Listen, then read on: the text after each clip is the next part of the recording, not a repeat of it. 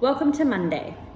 Today you have a warm-up, 2 strength pieces, both using a barbell if you have that option. Otherwise, you will use dumbbells or a kettlebell. And finishing off with a Metcon. So, for your warm-up, I would like you to please perform 3 rounds of a 2-minute squat hold and a 30-second handstand hold. For your squat hold, your 2 minutes does not have to be accumulated all at once. You may perform 30 seconds, rest 30 seconds, perform another 30 seconds, rest 30 seconds until you accumulate 2 minutes. And then same with your handstand hold. You may either kick up to the wall into a handstand, or you can perform a wall walk up into a handstand or as far up the wall as you can. If 30 seconds is too long for you to hold in that position, then please just hold for as long as you can and count that as your rep for the first round. 3 rounds.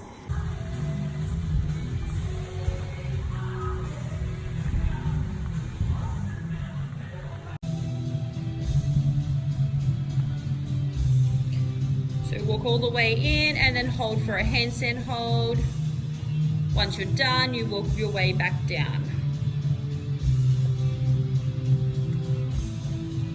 For our first strength piece today, we have a barbell back squat. So I would like you to please perform 4 sets of 8 reps. What I would like you guys to focus on today is first and foremost your technique, and ensure that you are 100% without question hitting depth.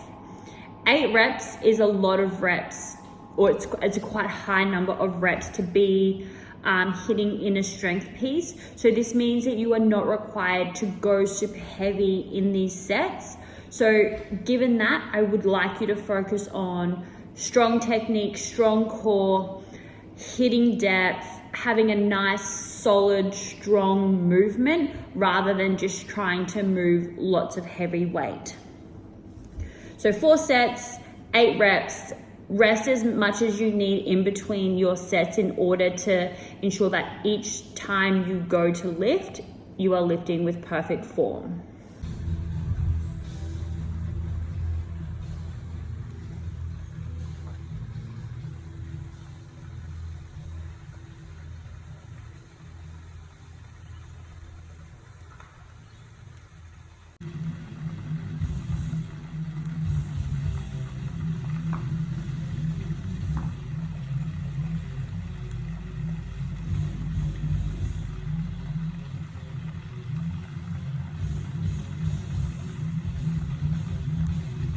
If you are lucky enough to have a squat rack, then you may unwrap the bar from your squat rack for your back squat. However, if you do not have a squat rack, there are a couple of ways you can get the bar up and onto your back. Number 1 is to clean it, push press it up over your head, and then lower it down onto your back.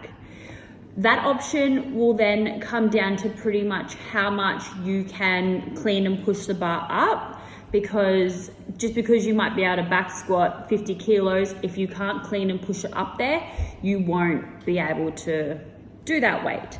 So that's your first option of how to get the bar onto your back. The second option is, everyone's got wheelie bins at home. Set your bar up on 2 wheelie bins so that they mimic squat racks. Come under the bar, lift it off the wheelie bins, step back. So basically just like you're stepping out of a squat rack. Perform your reps, walk back in, lower the bar back down onto the wheelie bins. That option will allow you to just lift a little bit more weight than potentially what you will if you are cleaning and getting it onto your back that way. So just a couple of different options to consider. Our second strength piece today is a barbell strict press. So you will be performing 6 sets total. However, as you get higher through your sets, the number of reps required lessens. So what this means is you start at a weight, say your first set might just be at the bar, and as you work through each set, add a little bit more weight on until you get to your final set, set number 6. That should be the heaviest weight you're lifting for this movement today. So set 1, you are to perform 7 reps. Have a rest as much as you need. Set 2, 7 reps. Set 3 and 4, we move down to 5 reps.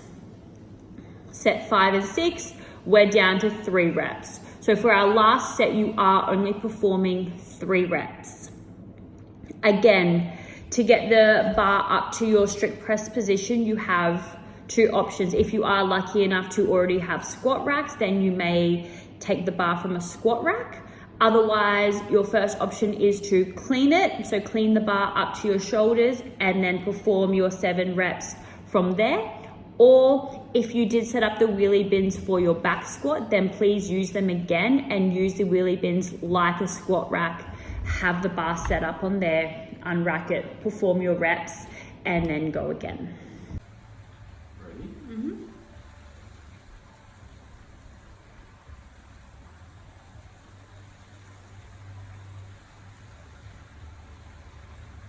For our power piece today, we are performing some 100-meter sprints.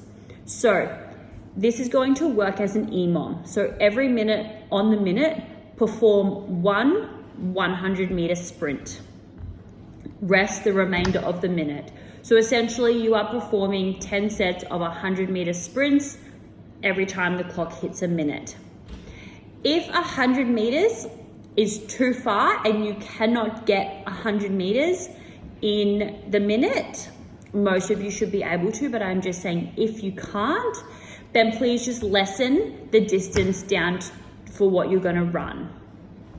The way that I would suggest to do this is to have a clock. So have your phone, have your Fitbit, have your Apple Watch, anything that has the time on it. I personally would run 100 meters one way. When you get to that 100-meter mark, just say it takes you 15 seconds. Stay at that point, rest for the remainder of the minute. On the second minute, run your 100 meters back. Rest there. On the third minute, run up again. Rather than running 50 meters, turning around and running 50 meters back, that kind of defeats the purpose of a 100-meter sprint. I would work it as run the whole way, and then your second round is run back. This is just purely a bit of fitness, a bit of power. So it's gonna suck, but it's only 10 sets. So you guys got this.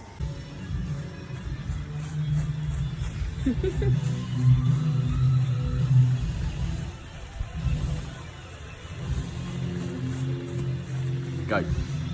For our Metcon today, we have 4 time 30 goblet squats into 15 dynamic push-ups. So a dynamic push-up means that you are performing a push-up and your hands are leaving the ground, whether it's just your hands leave the ground, or if you can physically clap, or if you are advanced enough and you can touch your chest, then please do so. Into 24 goblet squats, into 12 push-ups, into 18 goblet squats, into 9 push-ups. For your goblet squat, you may either hold a kettlebell or a dumbbell. And for your push-ups, these can be performed either on your toes or on your knees. Please just be aware that these dynamic push-ups can be quite impactful on your arms and your shoulders. So if you do have any issues with your shoulders or anything like that, then please sub these out for just normal hand release push-ups. One thing I would like you guys to focus on today, especially for your push-ups, is getting that chest to touch the floor.